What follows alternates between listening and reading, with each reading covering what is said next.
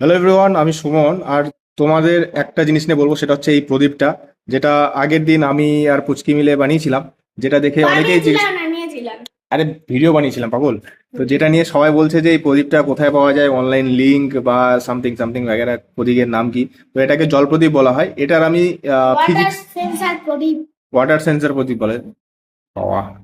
তো এটাকে আমি একটুখানি ফিজিক্সটা বলি। এই দেখো, এখানে দুটো নাট থাকছে। এই দুটোকে যখন আমি জুড়ে দেবো না, মানে কানেক্ট, মানে মেন ব্যাপার হচ্ছে এই দুটো হচ্ছে পজিটিভ নেগেটিভ কানেক্টর করে দিলে, যেমন সুইচে থাকে কি না, সুইচ টিপলাম, কানেক্ট হয়ে গেল, কারেন্ট যাবে, জ্বলবে। তো এই দেখো ভিতরে থাকে ব্যাটারি।